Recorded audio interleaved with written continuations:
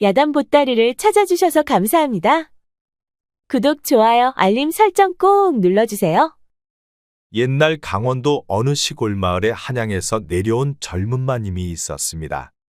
그녀의 한양 시댁 가문이 몰락하는 바람에 모두 죽고 부인 홀로 시골 마을로 내려왔지요.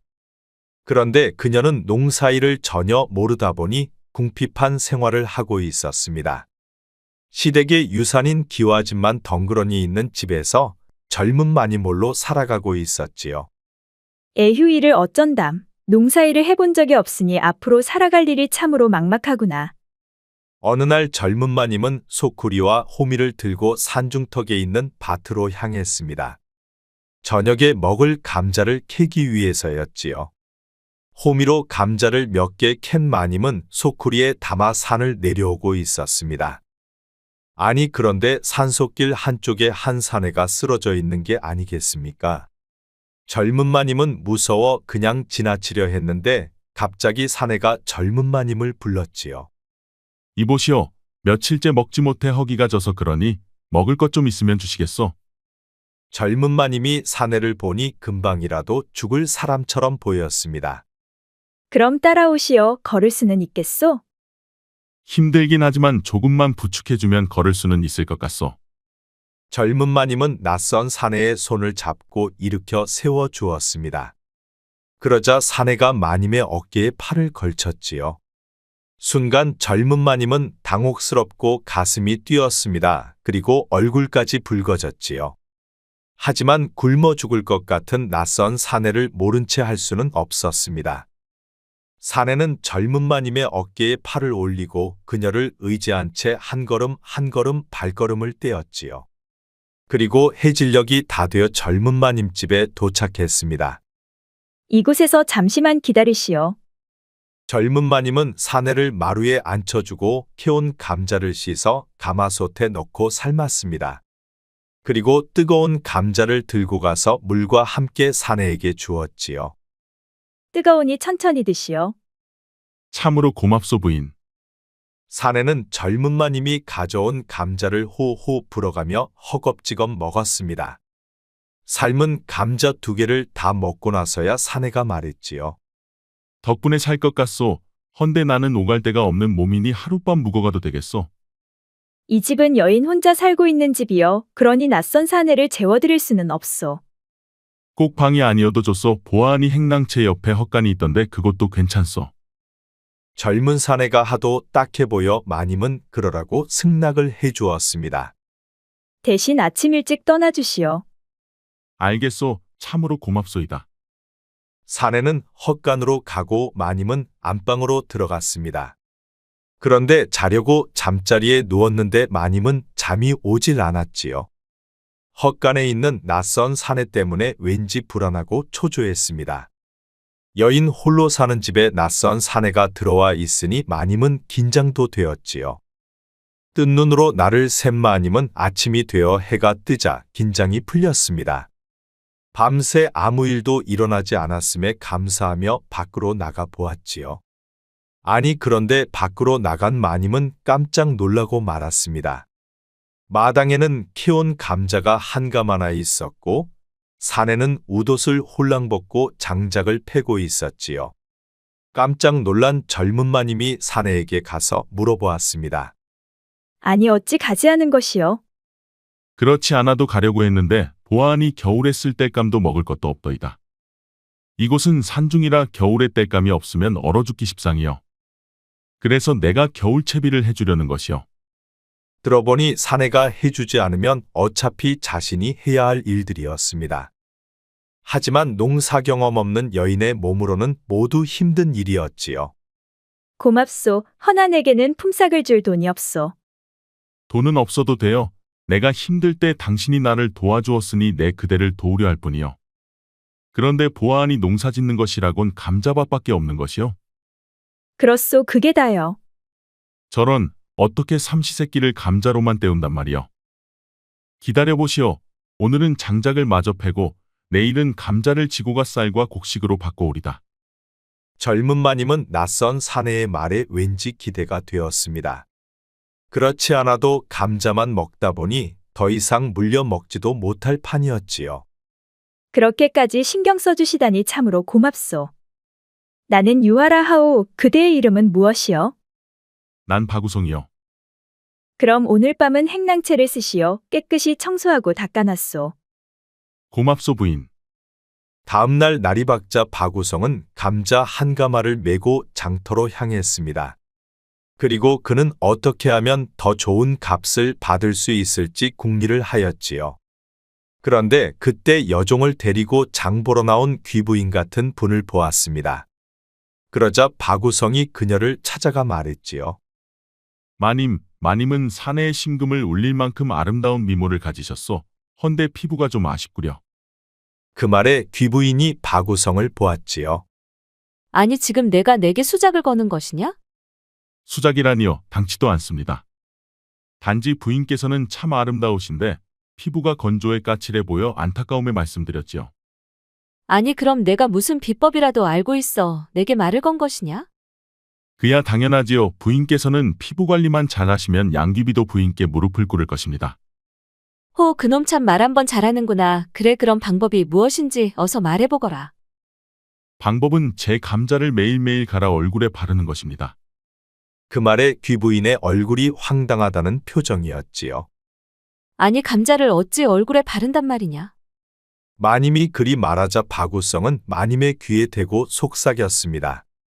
한양 극소수의 기생들만 아는 비법이랍니다.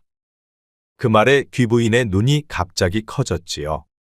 정말이냐? 내게 감자나 팔아먹으려고 수작 부리는 것은 아니고? 뭐 그리 생각하신다면 가던 길이나 가시지요. 미모가 아까워 비법을 알려준 것인데 입 밖으로 나오는 말이 상당히 섭하구려. 박우성이 그리 말하고 돌아서 몇 걸음도 떼지 않았는데 귀부인이 박우성을 불렀지요. 이봐 총각, 아니 그렇다고 사내가 어찌 찔러만 보고 그냥 돌아서 간단 말이야. 만약 총각의 말만 듣고 시키는 대로 했다가 내 얼굴에 문제가 생기면 어떻게 책임질 것이야. 그런데 그때 옆에 있던 여종이 말했지요. 마님, 저도 언젠가 한번 들어본 것 같습니다요. 그럼 지가 먼저 해보고 이상 없으면 그때 마님께서 해도 되지 않겠습니까요? 여종의 말에 귀부인이 고개를 끄덕였습니다. 그래, 그럼 그 감자 값은 얼마나 하느냐? 딱 열량입니다요. 아니, 장에서 두 냥이면 살 것을 어찌 10냥이나 받는 것이야. 아, 그야 이 감자는 흔한 먹는 감자가 아니고 미용 목적으로 특수 재배된 감자라 그렇지요. 아니, 그런 감자가 다 있단 말이냐? 그럼요. 사람들이 알면 난리가 나니 한양기생들만 시시하면서 쓰고 있는 감자지요. 귀부인은 반신반의하면서 주머니에서 10냥을 꺼내 주었습니다. 감자는 내 집에 두고 가거라. 알겠소 부인. 해보고 마음에 들면 내게 연락 주시오. 박우성은 귀부인이 알려준 집으로 찾아가 부엌에 감자를 내려놓았습니다. 그리고 그는 쌀과 곡식을 사서 집으로 돌아왔지요. 박우성은 2냥으로 쌀과 곡식을 사고 나머지 8냥을 마님에게 주었습니다. 아니 무슨 돈이 이리 많으시오? 감자를 팔아 곡식을 사고 남은 돈이요. 그 말에 젊은 마님 유아는 깜짝 놀랐습니다. 2냥어치 감자를 들고 나가 곡식을 산 2냥을 빼고도 8냥이나 남겨왔기 때문이었지요. 아니 무슨 마법이라도 부린 것이요? 젊은 마님 유아는 박우성이 왠지 새롭게 보였습니다. 남긴 돈을 자신이 챙겨도 모를 텐데 그는 한 푼도 빼돌리지 않고 자신에게 가져다 주었지요. 그러다 보니 그녀는 박우성에 대한 믿음이 커지고 그에 대한 관심도 덩달아 커져갔습니다. 때론 임자를 만나면 값이란 달라지는 것이요. 가져간 감자가 임자를 만났을 뿐이요. 아 그렇구려. 그럼 오늘 저녁은 쌀로 밥을 지을 테니 내 방에 와서 드시오. 알겠소 고맙소이다. 그런데 그때 옆집 성주댁이 젊은 마님을 찾아왔습니다. 아이고, 한양 마님이 마침 집에 계셨구먼요. 그런데 이 훤칠한 총각은 누구래요? 젊은 마님은 박우성을 뭐라 말해야 할지 몰라 어물쩡거렸습니다. 그러자 박우성이 나서 말했지요. 나는 이 집에서 새로 일하게 된 일꾼이요. 아, 그렇구먼요. 머슴을 새로 들이셨구먼요. 오메, 그런데 어디서 이리 잘생긴 총각을 들이셨대요? 나중에 시간 되면 우리 집에도 한번 놀러 오시소. 성주댁은 바구성에게 가까이 다가가 그의 팔을 살짝 만지며 몸을 베베 꼬았습니다. 그러자 그 모습이 불편한 젊은 마님이 말했지요.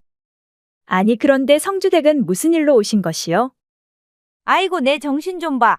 다름이 아니라 이번 추석 명절에 우리 한양마님 떡까지 같이 할 것이니 한양마님은 떡을 할 필요 없다고 말해주려 왔구만이라. 아 그렇소. 괜히 번거롭게나까지 신경 쓰지 않아도 돼요. 어려운 일 당하고 매일 감자만 먹고 어찌 산다요. 다른 건 몰라도 명절떡은 내가 해줄 터이니 그리 알고 있으시오. 성주댁은 말을 마치고 바구성에게 한쪽 눈을 찡긋 감으며 미소 띤 얼굴로 돌아갔습니다. 그러자 젊은 마님은 인상을 찌푸렸지요. 그녀가 떡을 해준다는 것은 고마우나 총각에게 관심을 보이자 왠지 마음이 불편했지요. 오래간만에 쌀밥을 먹고 잠자리에 누운 유아는 이런저런 생각이 많았습니다. 바구성이 들어오고 나서 겨울날 준비도 마쳐 든든했지요. 그리고 덕분에 쌀밥도 먹었고 작지만 비상시 쓸 수 있는 여윳돈도 생겼습니다. 그리고 집에서 묵은지 수일이 지났어도 그는 유아에게 다짜고짜 달려들지도 않았지요. 시간이 지날수록 바구성은 능력있고 매력적인 사내로 보였습니다. 그런데 왠지 성주댁이 자꾸만 신경 쓰였지요. 떡도 좋지만 그녀가 우성에게 관심을 갖는 게 싫었습니다. 그날 밤 젊은 마님 유아는 밤새도록 우성을 생각하다 뒤늦게 잠이 들었습니다. 그리고 다음 날이 되었지요. 해가 중천에 떠서야 일어난 유아는 옷 입고 밖으로 나왔습니다. 아니 그런데 마루에 밥상이 차려져 천으로 덮여 있는 게 아니겠습니까? 깜짝 놀란 유아가 천을 걷어 보았지요. 그러자 쌀밥과 찬이 정갈하게 차려져 있었습니다. 그 모습을 보고 유아의 눈에 눈물이 맺혔지요. 그렇게 감동적일 수가 없었습니다. 그동안 혼자라는 생각에 외롭고 무서웠습니다. 그리고 앞날이 막막하기만 했었지요. 헌데 우성이 차려놓은 밥상을 본 순간 자신은 혼자가 아니라는 생각이 들었습니다. 그녀는 밥을 먹으면서도 두 눈이 촉촉히 젖어 있었지요. 유아는 밥을 다 먹고 감자 캐러 산 중턱에 있는 밭으로 향했습니다. 아니 그런데 밭에 도착해 보니 성주댁이 바구성을 찾아와 만나고 있는 게 아니겠습니까? 유아는 얼른 몸을 낮추고 숨어서 그들을 지켜보았지요. 그러자 성주댁이 바구성에게 뭐라 하면서 자꾸만 달라붙고 있었습니다. 아니 저 성주댁은 왜 자꾸 총각에게 달라붙는 것이야? 저러다 둘이 뭔 일이 생기는 것은 아닐까? 유아는 성주댁의 꼬임에 바구성이 넘어갈까봐 왠지 자꾸 불안했습니다. 그런데 잠시 후 할 말을 다 했는지 성주댁이 바구성에게 손을 흔들며 밭을 나오고 있었지요. 그 모습을 보고 유아는 서둘러 산을 내려왔습니다. 그리고 기분이 상한 유아는 자신의 방으로 들어가 이불을 뒤집어 쓰고 자리에 누웠지요. 그리고 자신이 성주댁을 질투하고 있음을 알게 되었습니다. 내가 정말 바구성을 좋아하는 것일까? 그녀는 자신의 마음을 정확히 알 수가 없었습니다. 바구성은 자신의 집에 온 지 불과 열흘도 안 되었지요. 그런데 그 짧은 시간에 그에 대한 마음이 진정한 사랑인지 확신할 순 없었습니다. 그날 밤 모두가 잠든 후에도 유아는 불안해 잠이 오질 않았습니다. 혹시나 성주댁이 우성을 유혹하고 있는 것은 아닌지 자꾸만 불안한 생각이 들었지요. 그러다 가슴이 답답한 유아가 밖으로 나왔습니다. 그리고 바구성이 머물고 있는 행랑채를 보았는데 방에는 불이 꺼져 있었지요. 그러자 그녀는 살금살금 다가가 그가 방 안에 있는지 확인해 보았습니다. 다행히도 그의 방 앞에는 신발이 놓여 있고 방에서는 코 고는 소리가 들려왔지요. 그래서 안심하고 변속 안에 들려 소변 보고 밖으로 나왔습니다.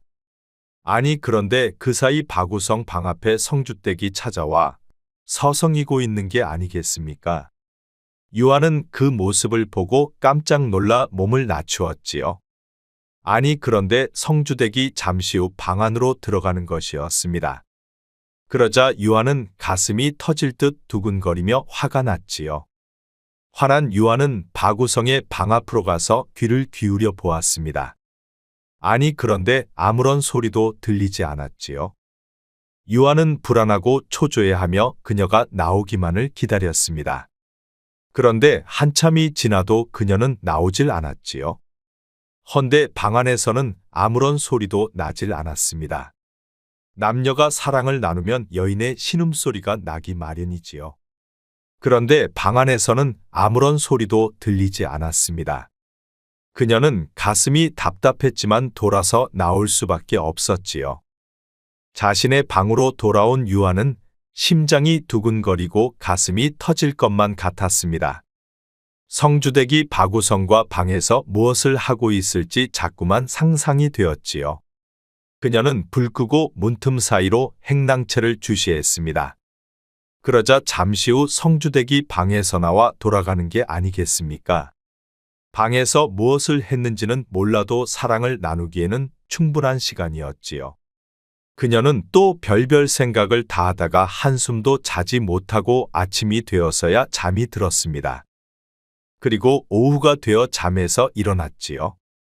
옷 입고 밖으로 나가보니 마루 위에 밥상이 차려져 있고 돈과 쪽지도 있었습니다. 내용을 보니 감자 한 가마를 팔아 쌀과 곡식을 사고 8량을 남겼다는 내용이었지요. 앞전과 똑같은 이문을 남겨왔습니다. 바구성 그는 하루는 감자를 캐고 하루는 캔 감자를 장에 내다 팔았습니다. 그것은 유아가 시킨 것도 아니고 스스로 알아서 시작한 일이었지요. 젊은 마님 유아는 그런 바구성을 보며 무척 혼란스러웠습니다. 그는 한 푼도 받지 않고 일해주는 것은 물론이고 큰 이문까지 남겨다 주고 있었지요. 그리고 늦잠 자는 자신을 위해 밥상도 순수 차려주었습니다. 아니 바구성 그는 내게 어떤 마음일까? 그는 나를 좋아하는 마음일까? 아니면 그저 연민일 뿐일까? 그런데 성주댁과의 관계는 또 어떤 관계일까? 그녀는 머릿속이 정리가 되질 않았습니다. 그리고 며칠 후 추석 명절 전날이 되었지요. 아침 일찍부터 성주댁이 유아를 찾아왔습니다. 아이고 한양마님, 이번에 떡 좀 많이 하려다 보니 일손이 부족하구먼요. 그러니 총각 좀 하루만 빌려주소. 떡 쳐야 하는데 떡칠 사내가 없구만요. 유아는 옆집 살면서 성주댁 말을 안 들어줄 수도 없었습니다. 그렇다고 바구성을 그냥 보내주면 안 될 것 같았지요. 그녀는 아직도 며칠 전 밤에 성주댁이 바구성의 방으로 들어가 무엇을 했는지 알지 못했습니다. 그래서 유아는 바구성에게 바짝 다가가 귓속말로 말했지요. 가서 떡만 쳐주고 오시오. 절대 다른 떡을 치면 안 돼요. 오호, 그런 게 걱정이 되었어. 내가 성주댁과 운우지정을 나눌까봐 신경이 쓰이는 것이요. 아니 누가 그런 게 신경 쓰인다 했소. 그저 떡만 쳐주고 오라는 이야기지요. 하하, 걱정 마시오. 내 떡만 치고 오리다. 바구성이 성주댁을 따라 나가자 유아는 담장 틈으로 옆집을 살펴보았습니다. 그러자 옆집 마당 한켠에 있는 절구통에 찐밥을 넣고 바구성이 절구질을 시작하였지요. 건장한 체격에서 뿜어져 나오는 그의 힘찬 절구질을 보고 유아는 가슴이 뜨거워졌습니다. 성주댁이 깊은 밤 우성의 방으로 들어가는 것을 그녀가 보아서였을까요? 그녀의 몸이 서서히 달아올랐지요. 얼굴까지 붉어진 유아는 얼른 자신의 방으로 돌아왔습니다. 그리고 깊은 한숨을 내쉬며 흥분된 가슴을 진정시켰지요. 아니 내 가슴이 왜 이리 뛰는 것이야. 내 생에 이런 일은 없었건만 우성의 절구질만 보았을 뿐인데 내 심장이 요동을 치는구나. 그날 오후가 되니 바구성이 돌아왔습니다. 부인 안에 계시오? 우성의 목소리에 유아가 얼른 밖으로 나왔습니다.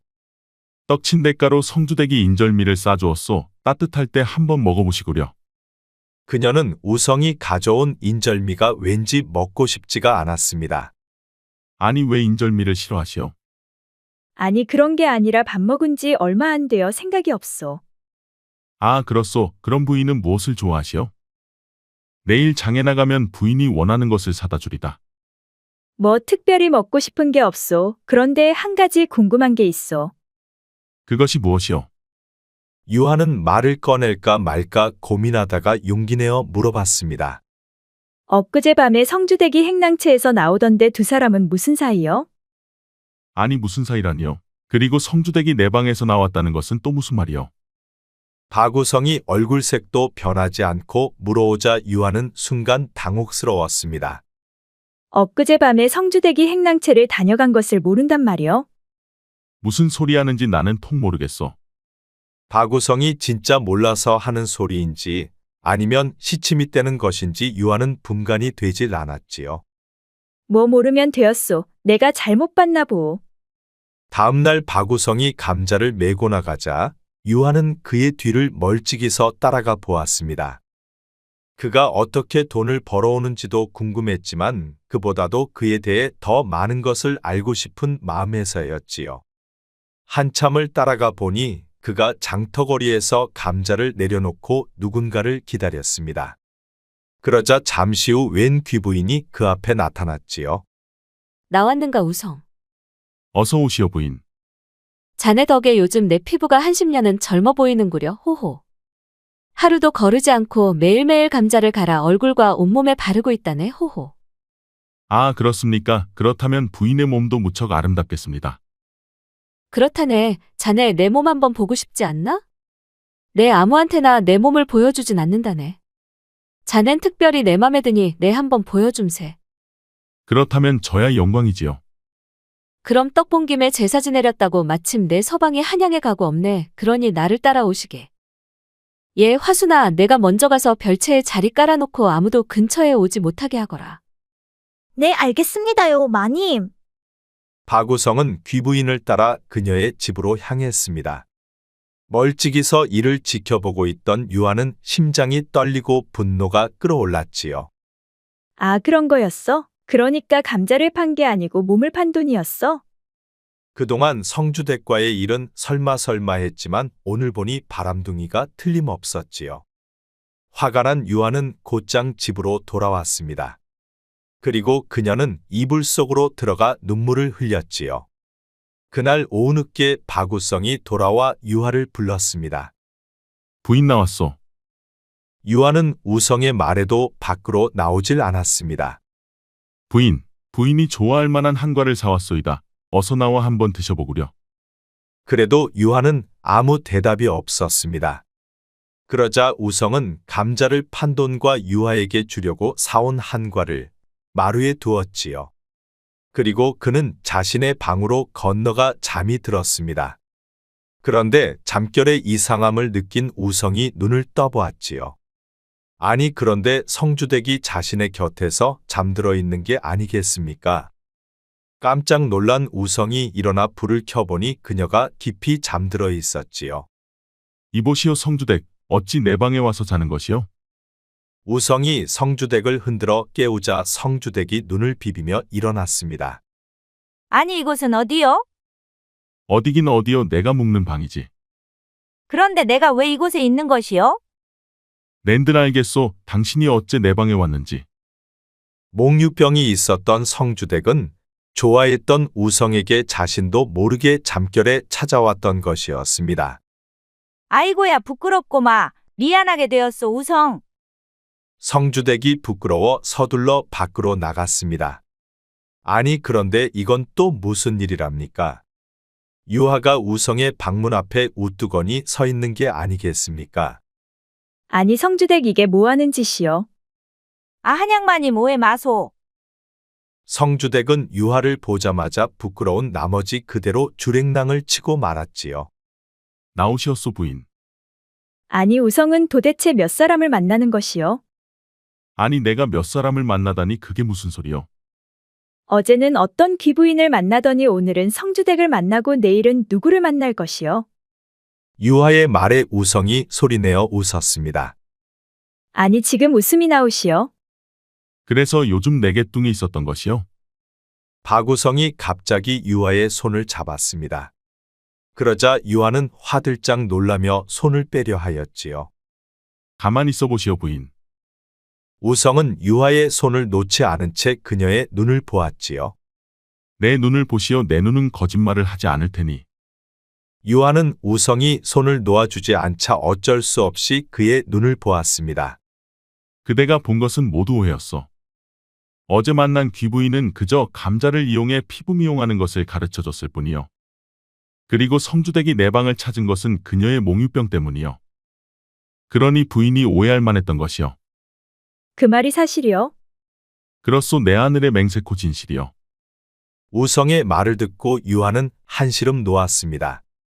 알겠소. 뭐 그 말이 사실인지 확인할 길은 없으나 오늘은 늦었으니 어서 들어가 쉬시오.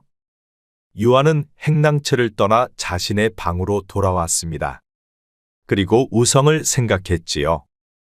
그래 내가 오해한 것이야. 모든 정황이 그를 오해할 수밖에 없었어. 오해가 풀리자 유아는 가뿐한 마음으로 잠이 들었습니다. 그리고 아침 일찍 상쾌한 기분으로 일어났지요. 유아는 기분이 좋아 아침상을 차려놓고 우성의 방으로 향했습니다. 우성 일어났소? 여러 번 불러봐도 대답이 없자 유아는 그의 방문을 열어보았지요. 아니 그런데 자고 있는 그의 모습을 보고 유아는 깜짝 놀라고 말았습니다. 그의 겉옷은 벗겨져 있고 바지는 우뚝 솟아 있었지요. 마치 커다란 천막을 쳐놓은 것처럼 그의 바지가 팽팽히 서 있었습니다.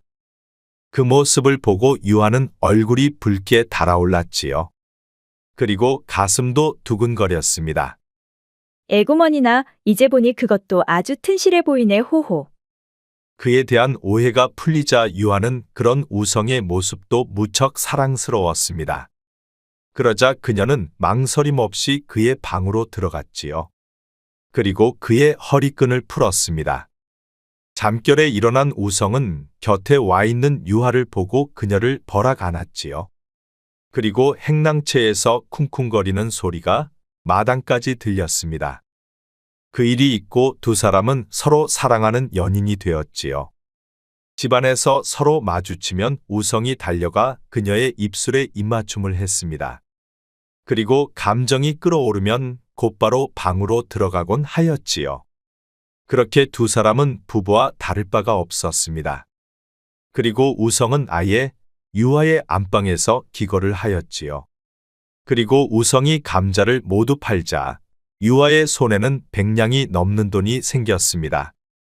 가문이 몰락하고 오래간만에 만져보는 큰 돈이었지요. 유아는 먹지 않아도 배가 불렀습니다. 그만큼 든든했지요. 우성은 참으로 대단하오. 장사 수완도 좋지만 그대의 머리는 참으로 명석해 보이여. 우성은 유아의 손을 잡았습니다. 그리고 그녀의 눈을 보며 말했지요. 부인은 나를 믿소. 갑자기 뜬금없는 우성의 말에 유아가 물었습니다. 갑자기 그건 왜 물으시오? 말해보시오. 부인은 나를 믿소. 그럼요 믿으니 우린 한 방을 쓰는 게 아니겠소. 우성은 잠시 멈추더니 한숨을 크게 쉬고 입을 열었습니다. 부인께 한 가지 고백할 게 있어. 실은 나는 지금 쫓기는 중이요. 우성의 말에 깜짝 놀라 유아가 물었습니다. 아니 무엇 때문에 쫓기는 것이요? 내 아버지는 영의정 박찬성이요. 헌데 조정의 정적들에 의해 모함을 당했어. 그래서 아버지는 유배되었고 나는 관노가 되기 싫어 도망 중이요. 박우성의 말을 들은 유아는 깜짝 놀라고 말았습니다.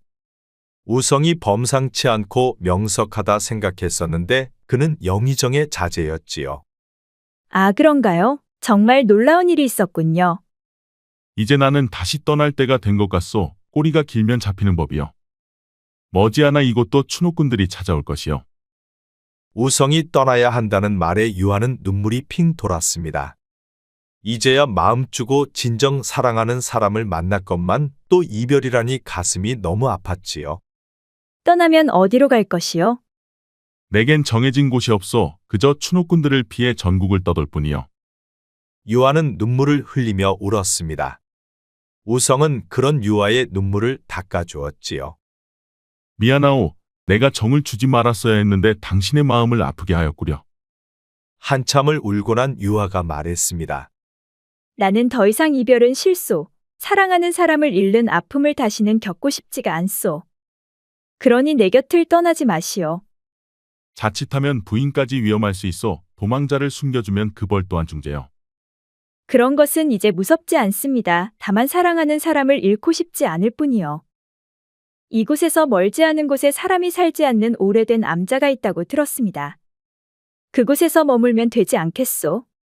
우성도 유아를 떠나기 싫었습니다.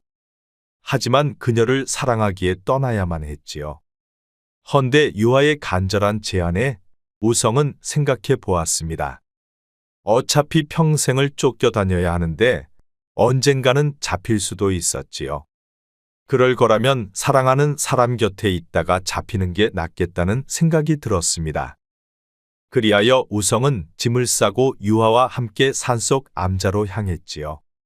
한참을 걸어 도착해 보니 암자는 폐허가 되어 있었습니다. 이것저것 손 좀 보면 사람은 살 수 있을 것 같소. 내가 자주 찾아오겠습니다. 우선 이곳에서 몸을 숨기고 있으시오. 그날 밤 유아는 우성과 함께 폐허가 된 암자에서 묵고 다음날 산을 내려왔습니다. 우성을 산속에 두고 나오려니 그녀의 발걸음이 떨어지질 않았지요. 사랑하는 사람을 산속에 버려두고 오는 것 같아 그녀의 가슴은 찢어질 듯 아팠습니다. 그리고 그녀는 한 달에 2번씩 먹을 것을 챙겨 아무도 몰래 우성을 찾아갔지요. 그리고 하룻밤을 보내고 다음날 다시 돌아오곤 하였습니다. 그렇게 몇 년이 흐른 어느 날이었지요. 장에 나갔던 유아가 벽보에 붙은 방을 보았습니다. 임금이 바뀌고 유배된 영상대감은 무고로 방면되었다는 것이었지요. 유아는 방을 보자마자 암자로 쉬지 않고 달려갔습니다. 우성, 아버님께서 무고로 방면되었소. 아니 그것이 무슨 말이요? 방을 보았소. 임금이 바뀌고 영상대감은 무고로 방면되었다는 내용이요. 그 말에 우성의 두 눈에서는 눈물이 쏟아졌습니다. 유아는 그런 우성을 품에 안았지요. 사필귀정이여 하늘이 도운 것이지요. 영상대감을 모함한 자들은 모두 처형되었다고 하니 너무 억울해 마시오. 끝까지 우성을 포기하지 않은 유아는 훗날 우성의 부인이 되었습니다. 그리고 우성의 아버지 영의정은 다시 조정에 복귀를 하였지요. 우성도 관직에 올라 조정의 관리가 되었습니다. 부자는 임금의 총애를 받는 신하가 되었지요. 그리고 우성과 유아 두 사람은 부부가 되었습니다. 두 사람은 서로 사랑하며 아들, 딸 낳고 평생을 행복하게 잘 살았답니다. 가문이 몰락했던 두 사람은 가장 어려울 때 만났었지요. 먹지 못해 굶어 죽을 뻔했고 살아갈 일이 막막했던 두 사람이었습니다. 허나 그런 어려움 속에서 두 사람의 사랑은 싹이 텄지요. 이보 부인, 이 모든 게 당신 덕이요. 당신 덕에 내가 살아날 수 있었소. 호호, 그건 당신의 바지 속에 있는 그것 때문이지요. 그날 우뚝 솟아있는 당신의 바지를 보고 내가 이성을 잃고 덤벼들었으니 말이지요. 호호. 구독과 좋아요, 알림 설정 꼭 부탁드립니다. 앞으로도 재미있는 이야기가 많으니 다른 영상도 재미있게 봐주세요. 우리 이야기가 재미있으셨나요? 그럼 여러분 모두 오늘도 행복하고 즐거운 시간 되세요.